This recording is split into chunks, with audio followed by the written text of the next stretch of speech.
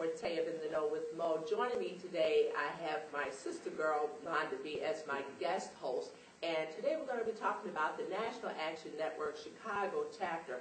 And I've invited Rhonda B to be my guest host to ask questions. And I'd like to introduce you to some of the board members of the National Action Network Chicago chapter. We have James Thomas. We have Teresa McKelvey, who is the Executive Secretary, and I am Maureen Forte, the Executive Director of the new and very hot National Action Network Chicago chapter. Absolutely. Great. All right.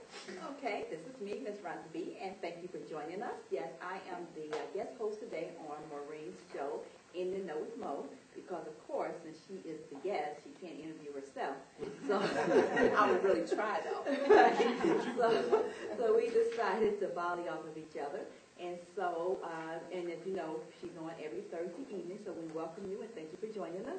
So first of all, she keeps telling everybody she's the executive, whatever she is, of NAN, as if everyone in the world know what NAN is. They think she's talking about their nanny or nana. You know, tell us exactly what is NAN. Well, the National Action Network is a civil rights social organization which was founded by Reverend Al Sharpton back about some 12 years ago.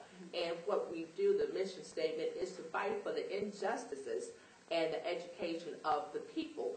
And the mission, one of the logos and slogans is no justice, no peace. So that's our biggest entity, is to fight for the right, the justice, and the education of the people.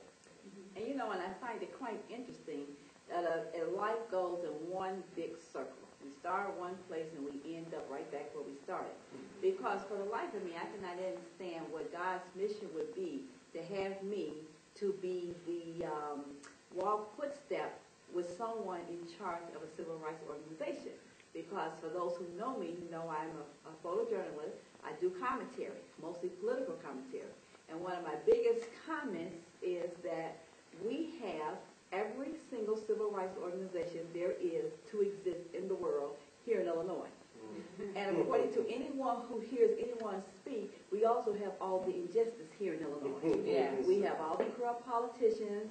We had the gentleman we spoke to about the untold story of the juvenile justice system, and we know about the Cook County correctional system. And, you know, how many of our governors have gone to jail and some more on their way to jail, and it just goes on, and civil rights violations. And then I would end up walking lockstep with someone who's now in charge of the organization. I guess God wanted them to hear me closer as I say exactly what you guys are going to do for our people. Well, the bottom line is I've worked with all the organizations. I've been the president of the South Suburban chapter of Rainbow Push. I've been the vice president of the NAACP. I'm the chairperson of Probation Challenge, which believes in giving ex-offenders or offenders a second chance.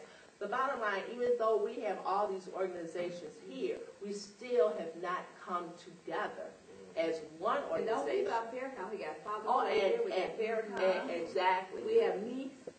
Well, we're not counting. We're not counting. But the bottom line is, I'm not counting Reverend Meeks because we're talking about civil rights organizations. We're not talking about pastors who are trying to publicize things for voucher systems to build their school system. But the bottom line is we have all these organizations here together in the Chicago area, but we have to work together to build a coalition to fight for the rights and the justices of our people. And if we don't do that, and someone has to be able to stand up and don't be afraid to speak on behalf of the people. Right. James is a board member. James and I have worked together as he was my vice president of the Rainbow Push Coalition when we started that, and we ran that for 7 years. And we have been in and out of everybody's business with the Rainbow Push.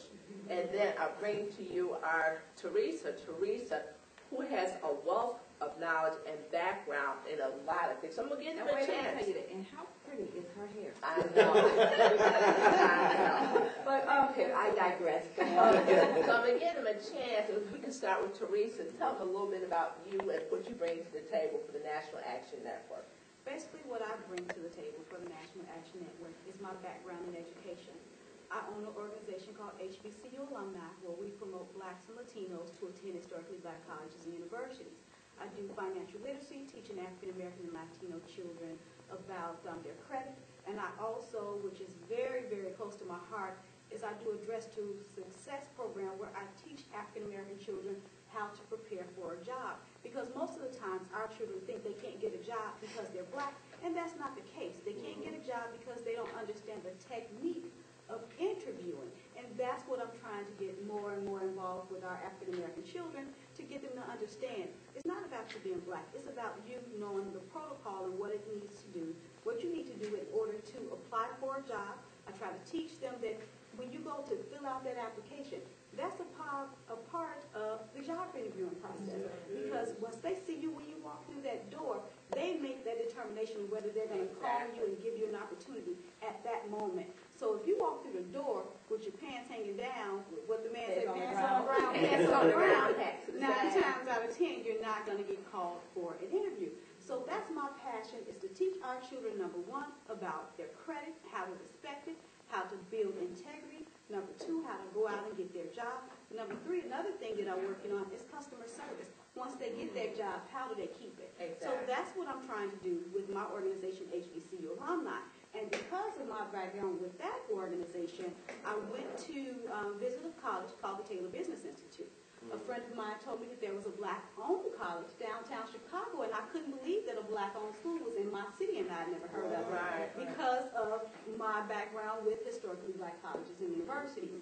So I went to visit the school, and I told them about what it is that I do and how I can begin to send, students to their school. And as a result of that, 2 weeks later, they called me and asked me would I take over their high school recruiting department.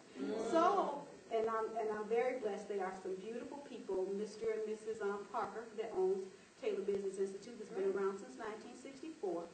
And yeah, exactly. They've been around since 1964. So we have this hidden jewel in our city. So my goal is to make sure that I am channeling students so that we can keep the doors open of our black-owned school, because that's the difference of it being a historically black college or university.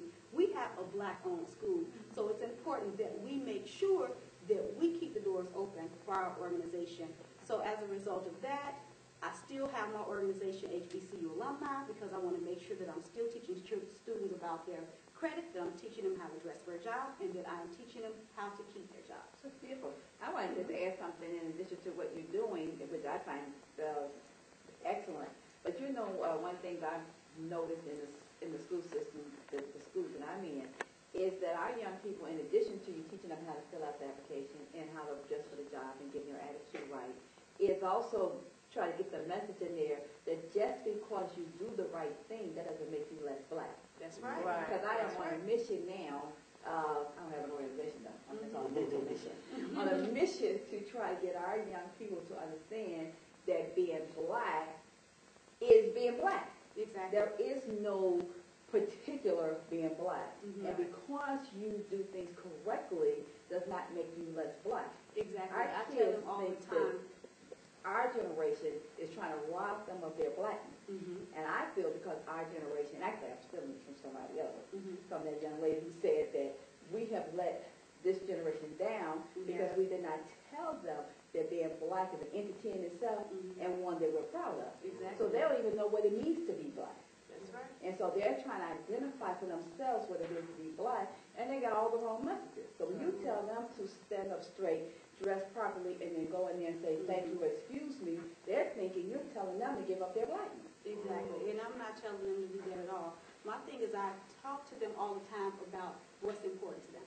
I ask them, is it important to you that you express yourself by wearing earrings and tattoos, or is it important to you that you eat? So I talk to them about the ease. Express yourself, eat. And I tell them all the time. And you still can express yourself. That's what I try to